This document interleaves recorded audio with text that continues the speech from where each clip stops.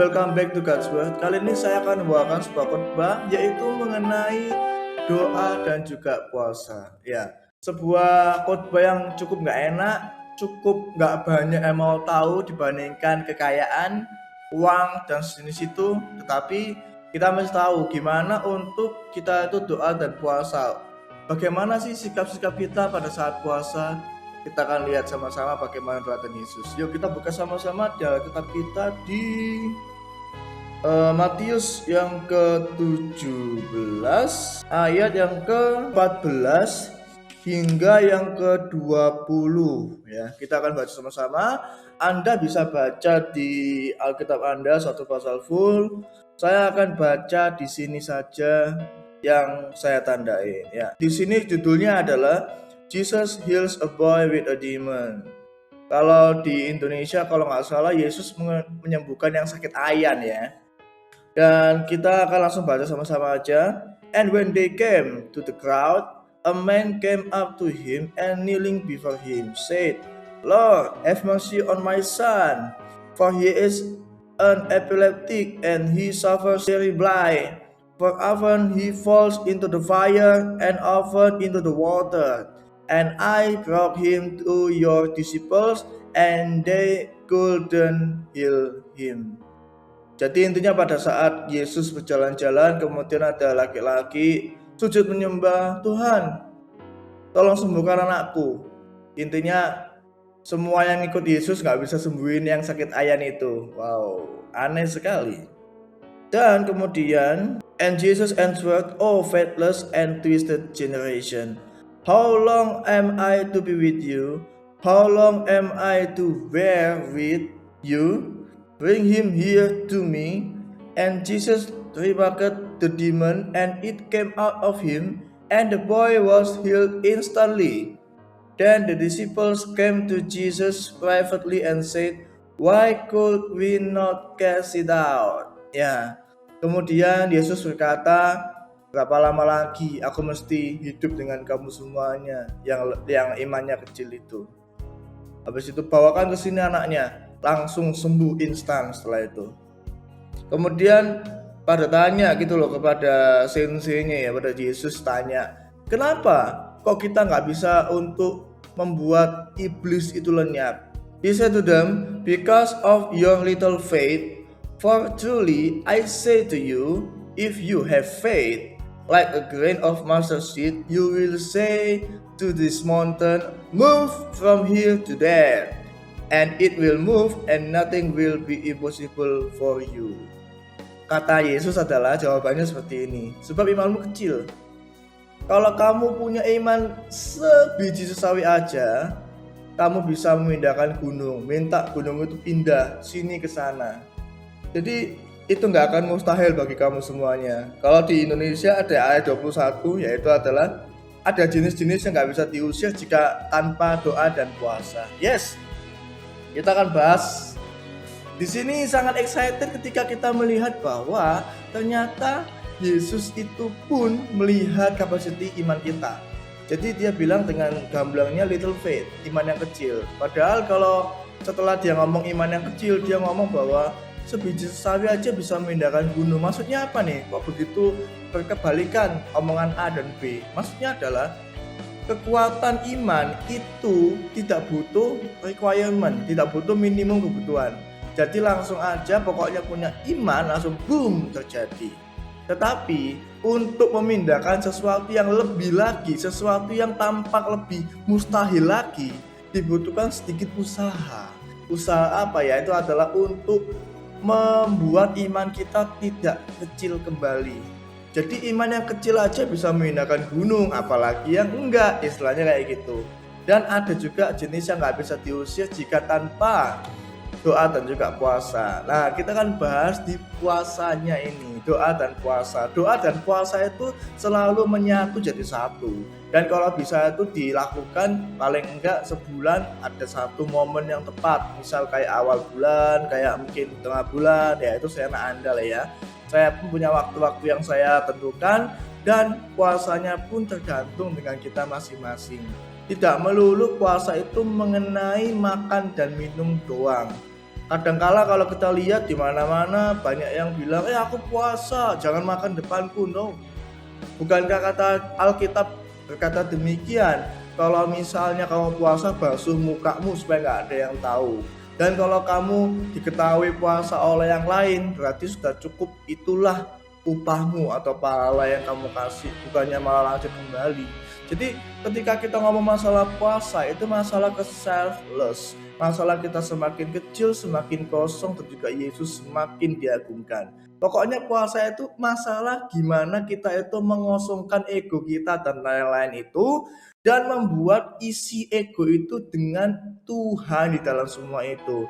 Ketika kita tahu Tuhan di dalam semua ini, maka pastilah kita nggak akan ego sama sekali. Pastilah kita nggak akan memikirkan kepentingan kita untuk lebih dibandingkan yang lain. Kayak nanti makan apa, besok kerjanya gimana, keuntungan kayak gimana. No.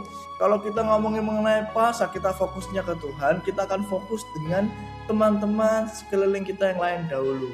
Kepentingan kita bisa belakangan lah ya. Kita nggak akan mati juga kok lama-lama. Jadi kalau kita ngomong masalah puasa, kadang-kala puasa itu digunakan untuk memproteksi. Jadi kayak, kamu nggak mau mati yang puasa, bla bla bla bla bla loh. Yang puasa kan kamu. Itu kan hubungan kamu dengan Tuhan. Malah bukannya teruji ya. Kalau misalnya ada yang nggak tahu kamu puasa, kemudian ternyata kamu puasa, itu malah teruji. Jadi ketekunan menghasilkan yang namanya tahan uji. Jadi ketika semua tahu kamu puasa, itu nggak asik, dan bahkan imanmu nggak akan berkembang. Kalau semuanya tahu kamu puasa, maka semuanya sengaja untuk tidak ngasih temptation atau godaan. Jadi semuanya udah tahu, oh dia puasa, ya udahlah diamin aja lah. Tapi kalau kamu di kondisi yang puasa, tidak ada yang tahu kecuali Tuhan. Bukankah mulia kalau misalnya ada godaan, kamu bisa melewati semua itu. Ada sesuatu yang gak enak, kamu gak emosi, gak cepat meluap-luapkan api itu. Habis itu kalau ada suatu hal yang gak cocok, kita bisa lebih diam, gak selalu pengen bales. Sebab ketika kita membalas semua itu, bukankah puasa kita udah batal? Jadi yang bisa membatalkan puasa itu hanya Tuhan sebetulnya. Bukan masalah waktu, bukan masalah kapan aku buka puasa atau gimana. Tapi ketika kita tahu bahwa posisi hati kita adalah nol dan Tuhan adalah yang mengisi hidup kita, kita tahu bahwa puasa itu memiliki suatu hal-hal yang khusus. Dan ada 1-2 hal yang tidak bisa dibukakan kalau enggak melalui puasa. Contohnya seperti ada 1-2 penyakit yang tidak bisa diusir, soalnya iblis begitu kuat. Sebab kita nggak puasa. Puasa yang ada dalam puasa itu betul-betul hebat sekali. Jadi ketika kita puasa, kita semacam nge-charge HP. Kita akan semakin membuat kuasa Tuhan itu di-maintenance lebih lagi, sehingga kita bisa untuk melalui semua itu. Bukankah kita mestinya berlama-lama dengan Tuhan, bukannya dengan iblis? Tetapi kalau kita lama-lama dengan iblis hanya ketawa, seperti 7 anak sekewa yang nggak tahu mesti ngapain, meskipun sudah ngomong dalam nama Yesus disembah Paulus itu, hanya diketawain doang. Jadi ketika kita punya puasa, we have power yang jelas. Power ini bukan seperti yang ada di film-film, tapi kita memiliki suatu kekuatan ilahi, kekuatan yang Tuhan ada, alias Tuhan semakin dekat dengan kita. Kenapa demikian? Tuhan selalu dekat dengan kita, tapi kita ketika kita puasa akan semakin peka. Kita akan semakin tahu kehendak Tuhan yang mana. Kita akan peka mana yang gak butuh, mana yang kita mesti lakukan, mana yang tidak boleh dilakukan, mana yang sempurna, dan lain-lain. Jadi kalau kita ngomong masalah puasa, puasa itu dilakukan dengan sepenuh hati, dengan tujuan yang mulia. Makanya ketika puasa, itu pasti akan mengubah siapa yang puasa. Kalau misalnya kita puasa hanya untuk gaya-gayaan, hanya untuk memenuhi suatu tuntutan agamawi dan lain-lain, kita nggak akan mengalami yang namanya change. Kita akan tetap di manusia kita yang lama.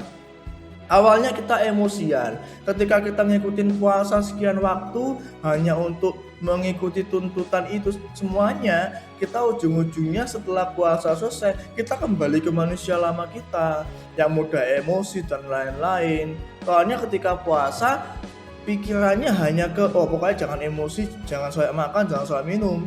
Dan kita makan minum ketika buka nantinya. No, itu bukan puasa yang sejati, itu adalah puasa-puasaan. Puasa yang sejati itu adalah puasa di mana kita melalui semua itu dan gak ada yang tahu dan kita no skip time. Jadi kalau puasa itu jangan cheating.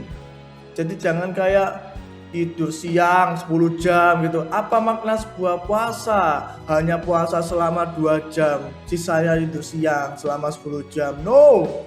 Puasa itu adalah mengalami langkah demi langkah menuju satu tempat ke tempat lain, mengalami banyak godaan dan kita menang di godaan itu dan kita menjadi personality yang beda lagi, yang kita diubahkan, sesuatu yang jelek diambil lewat kita. Nah, semestinya seperti itu. Tetapi kalau kita salah fokus hanya untuk tujuan yang duniawi, yang tuntutan sesaat doang, puasa itu hanya menjadi sebuah kebiasaan, kegiatan, aktivitas yang dilakukan selama waktu-waktu tertentu tanpa mengubah hati kita. Padahal kalau kita puasa dengan sungguh-sungguh, satu aja puasa itu akan bisa mengubah kehidupannya dia, personalnya gimana. Jadi bayangkan kalau semuanya puasa di waktu yang sama, habis itu puasanya sungguhan, gak dibuat-buat, gak untuk tujuan ini dan itu, pokoknya mendekatkan hidupnya pada Tuhan, niscaya pastinya akan menjadi pribadi yang lebih baik lagi. Dan kita gak usah lah mementingkan masalah-masalah yang gak penting, kayak ini komen ini gak penting, mudah tersinggung, dikit-dikit apa gitu nyinggung, nggak usah lah ya, itu hanya masalah kecil. Kita hanya bisa tahu bahwa ini masalah, ini bukan. Kalau ada masalah dikecilkan, masalah gede dikecilkan juga gitu. Nggak kebalikannya, kalau puasa ya sebuah aktiviti atau kegiatan, puasa itu akan mati, tidak ada inti atau makna puasanya. Seperti sebuah kado yang packagingnya bagus tapi intinya HP atau apapun itu kosong, jadul. Jadi nggak ada sesuatu yang wow, ini kah hadiahnya, tapi kayak wow, ini bagus banget tempatnya, pitanya manis, gede kotaknya tapi isinya kecil, nggak ada apa-apa.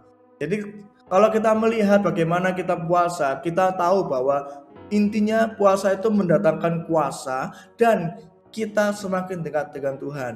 Dan dalam puasa pastinya ada doa. Nggak mungkin kita puasa-puasa tok ya. Nggak percaya saya ya, ketika kita puasa itu kita fokusnya untuk pokoknya nggak makan, nggak emosi, nggak dosa, dan lain-lain. Pasti ada doa. Jadi ketika kita mendekatkan dengan Tuhan, pasti dengan doa. Nggak bisa dengan kita hanya diem doang, selesai jam sekian sampai sekian, dan teror, buka puasa. No, nggak seperti itu. Jadi selalu ada doa di dalam puasa. Ketika kita ngecas sesuatu, selalu ada energi yang dipindahkan. Kalau misalnya kita colokin HP kita nih ke stop kontak sama cas-casannya, kalau misalnya tidak ada sesuatu yang pindah, ya percuma. HP-mu akan tetap kosong untuk selama-lamanya, tidak akan penuh kan? Sama kayak puasa. Bagaimana kehidupanmu? Mulailah dengan puasa. Canangkan sebuah jadwal, jangan malas-malasan. Puasa itu untuk kamu dengan Tuhan, bukan untuk individu yang lain. Dan ada hal-hal tertentu yang Tuhan akan bukakan kepadamu. Mungkin masalah doa-doa yang lama belum dijawab, maybe akan dibukakan. So jangan lupa untuk puasa. Ya, sekilas dulu mengenai khotbahnya, sangat-sangat singkat sekali mengenai doa dan puasa. Saya akan berdoa kepada Anda semuanya. Yuk kita doa yuk. Ya Tuhan Yesus, hamba berdoa Tuhan Yesus buat yang menonton hingga saat ini Tuhan. Hamba minta Tuhan Yesus, Tuhan Engkau buat hati-hati yang awalnya acuh tak acuh semakin dekat kepadamu Tuhan, di dalam nama Yesus. Sebuah ketulenan Tuhan Yesus, bukan kepalsuan, kata Nathanael. Sebuah hal-hal yang palsu Engkau akan ubah, Engkau akan buang. Now in Jesus name, saat ini juga Engkau akan semakin baik, semakin asli, semakin original, bukan palsu-palsu, nge-fake dan lain-lain. Saat ini juga Tuhan Kau berkati Tuhan Yesus. Now in Jesus name, dalam nama Yesus. Kenapa minta Tuhan Yesus Tuhan untuk yang mau memulai puasanya, kita mungkin nggak bahas puasanya seperti apa, mungkin next episode atau kapan. Tetapi kalau kita mau puasa, kita tahu bahwa sebuah jalan yang tertutup akan dibukakan. Saat ini juga bagi yang mau mulai puasanya, semakin dikuatkan, semakin kuat dan bisa melaksanakan dengan semestinya yang Tuhan mau di dalam nama Yesus. Ubah hati-hati, ubah mata-mata yang tidak mau memandangmu Tuhan Yesus, supaya Engkau semakin dimuliakan lagi dan semakin semuanya tahu bahwa kebodohan yang dia tidak lihat itu akan membuat sebuah keberhasilan, sebuah kunci kesuksesan di dalam nama Yesus. Buka now in Jesus name. Thank you Tuhan, thank you Jesus. Ya, jadi sekilas dulu aja mengenai khotbahnya. Kita sudah ngomong masalah doa dan puasa. Untuk teknisnya kita akan bahas mungkin nggak tahu next episode. Tergantung Tuhan mau ngomong apa, nggak tahu ya. Kita ngobrol aja. Jadi itu adalah fungsi doa dan puasa. Jadi ada kandungan puasa dalam puasa. Jadi yep, kita ketemu di next episode. God bless you dan bye.